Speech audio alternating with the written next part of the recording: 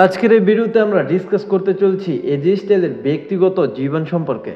আপনি যদি এজি স্টাইলের ফ্যান হন, এজি স্টাইলের ব্যক্তিগত জীবন সম্পর্কে জানতে চান, তাহলে ভিডিওটি না টেনে সম্পূর্ণ দেখতে থাকুন। আর আপনি যদি আমাদের এই চ্যানেলের নতুন দর্শক হয়ে থাকেন, তাহলে চ্যানেলটিকে সাবস্ক্রাইব করে সাথেই থাকুন, কেননা আমরা নিয়মিত এসব তথ্য এই চ্যানেলে দিয়ে থাকি। তাহলে চলুন দেরি না করে শুরু করা যাক। 1977 সালের 2 জুন যুক্তরাষ্ট্রের নর্থ ক্যারোলিনা একটি শহরে হতদরিদ্র পরিবারে জন্ম হয় এজি স্টাইলের। তার শৈশব জীবন একদমই সুখর ছিল না।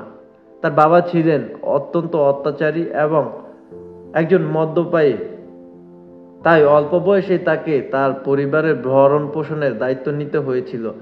তিনি তখন উঠানোর ঘাস কাটতেন এবং অ্যাম্বুলেন্স চালিয়ে পরিবারের খরচ চালাতেন। তার পরিবার এতটাই দরিদ্র ছিল যে তখন তাদের ঘরে টেলিভিশনও ছিল না, যার ফলে কৈশোর বয়সে তিনি প্রো রেসলিং দেখার সুযোগ পাননি। দারিদ্র্যের কারণ সে আর কলেজ পাশ করতে পারেনি। 1996 সালে তিনি তার পড়াশোনা ছেড়ে দেন এবং প্রো রেসলিংয়ের প্রতি তার বন্ধুদের আগ্রহ দেখে তিনিও বেশ আগ্রহী হয়ে উঠে পড়েন।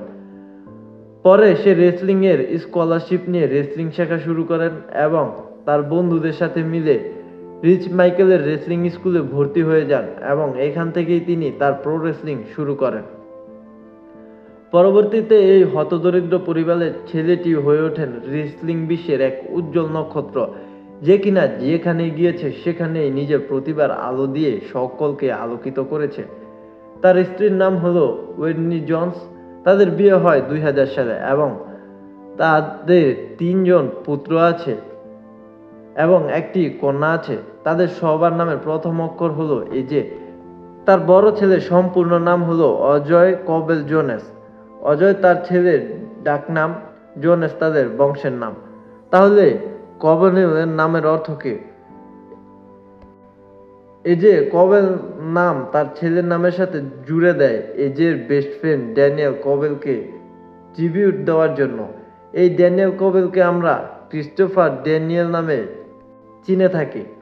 এজি স্টাইলের বুকের ডান পাশে ট্যাটুর এক মধুর অর্থ রয়েছে। ট্যাটুতে যে এজে লেখা তার নিয়ে 4টা তারিখ লেখা। এই ট্যাটু দিয়ে সে তার সন্তানদের বোঝান এবং তারিখগুলো তাদের জন্মদিনের দিন, মাস এবং সাল বোঝায়। তো এই ছিল এজি স্টাইলের ব্যক্তিগত জীবন সম্পর্কে কিছু তথ্য। এজি স্টাইলকে আপনার কেমন লাগে তা অবশ্যই কমেন্ট করে জানাবেন। আর ভিডিওটি ভালো লাগলে একটি লাইক করবেন। আপনি যদি আমাদের এই চ্যানেলে নতুন দর্শক হয়ে থাকেন, তাহলে চ্যানেলটিকে সাবস্ক্রাইব করে সাথেই থাকুন, কেননা আমরা নিয়মিত এই চ্যানেলে এসব তথ্য এবং ডাব্লিউডাব্লিউ এর আপডেট দিয়ে থাকি। ধন্যবাদ।